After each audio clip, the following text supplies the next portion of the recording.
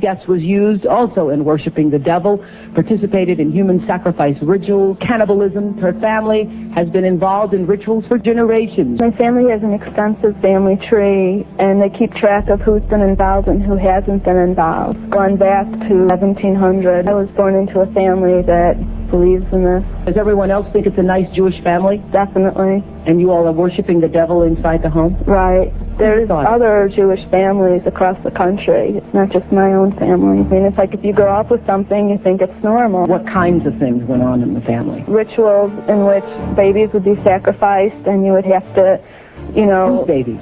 There were people who bred babies in their family. No one would know about it. A lot of people were overweight, so you couldn't tell if they were pregnant or not. Or they would supposedly go away for a while and then come back. Yeah, you witnessed the sacrifice? Right. When I was very young, I was forced to participate in that, in which I had to sacrifice an infant. What are you sacrificing for? For power. Power. Were you ever used yourself? I was molested. I was raped several times. What's your mother doing? Her family was extremely involved. Both of my parents brought me to it. Lives in the Chicago metropolitan area. She's on the Human Relations Commission of the town that she lives in. And she's an upstanding citizen. Nobody would suspect her. To the outside world, everything we did was proper and right. What was wrong was right, and what was right was wrong. That's what helps to create somebody to develop MPD. Mm-hmm. Multiple personalities. Right. Well, I said it was evil, and they said it was good. There's a book that I had just come across called Lilith's Cave, which is a book of Jewish mysticism and supernatural. And there's a lot in that book that relates to what I, endured when I was a child.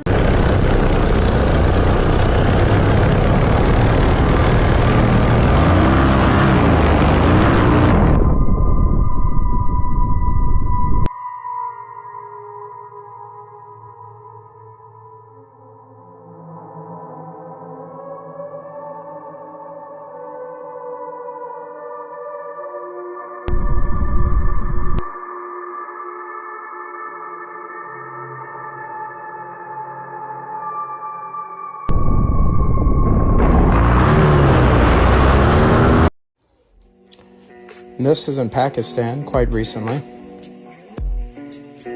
I'd love to hear all the NPCs in my comments. Oh, there's no such thing as a mud flood. Now imagine this in the 1800s during the last reset. A limited manpower, scattered and divided population, hardened mud. Dig out what you can with what limited resources you have. It's happened before many, many times. And it will happen again.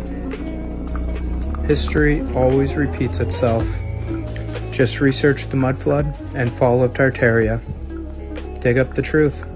Question everything, friends. Till next time. Ex-Navy SEAL reveals stargates are real and exist here on Earth. Water. Shape? The ones I've been described of is square. Square? Yes, ma'am. It would be, I'm sure you've seen the movie Stargate. Exactly same thing, except the frame is square, not round.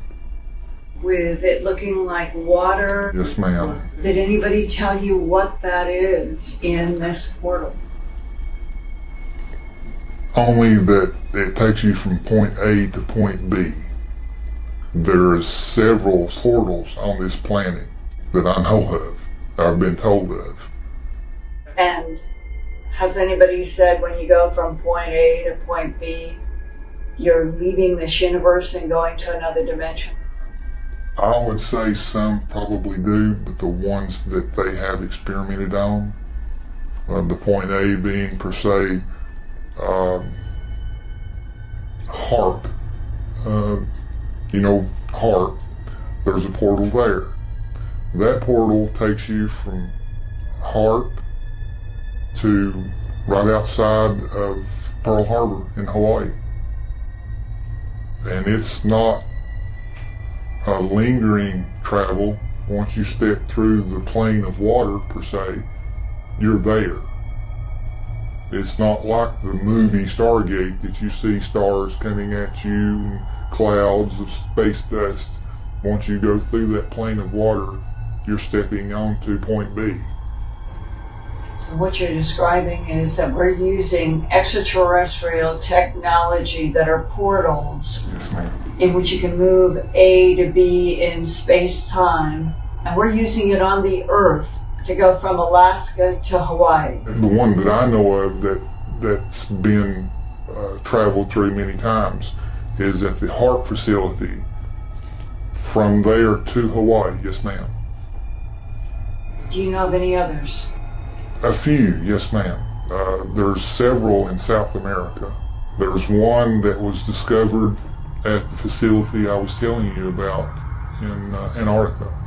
If you could name the locations of where these portals are, where would they be? I see Alberta, Canada. Of course, Alaska, Hawaii.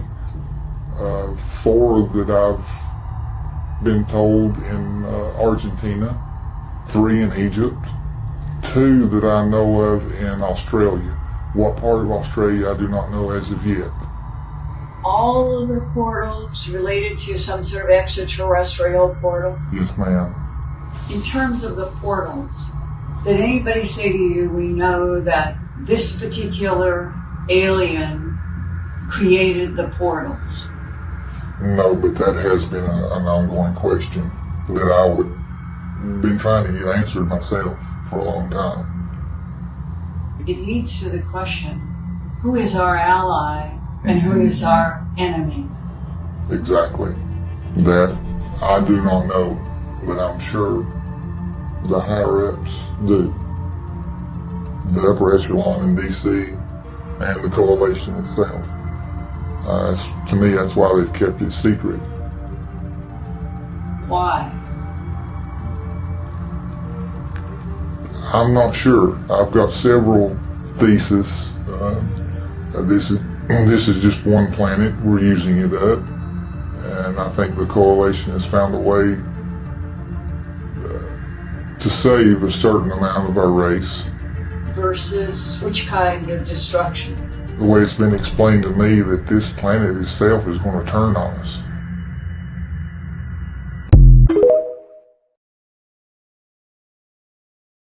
But water. Now, it all might sound crazy, but back in 1962, the US government launched a couple of nukes into the sky to allegedly test out the atmosphere's reaction to them. Or, that's what they want us to believe.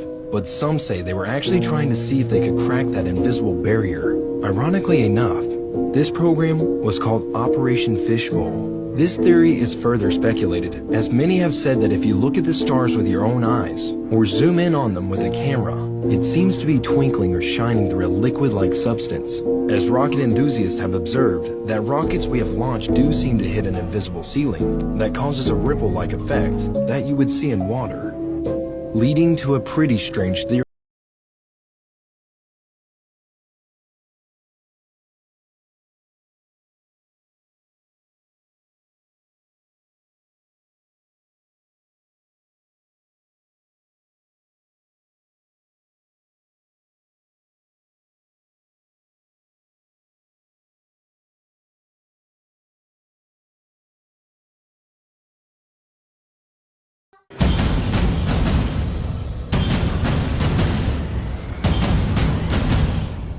Out this weekend, but I couldn't help but to notice something when I saw the title. And it might just be a coincidence, but I don't really believe in coincidences, especially when it comes to Hollywood. So this is the cover of the first one. Pay close attention to the title. And here is the second one. Notice anything different? They added a nice little swirl in the O. But if you know anything about symbolism, that is not just any swirl. That is an official FBI declared pedophile symbol. So you're telling me that a movie about witches gathering children in order to suck the life out of them to look younger just coincidentally has an official FBI pedophile symbol in the title?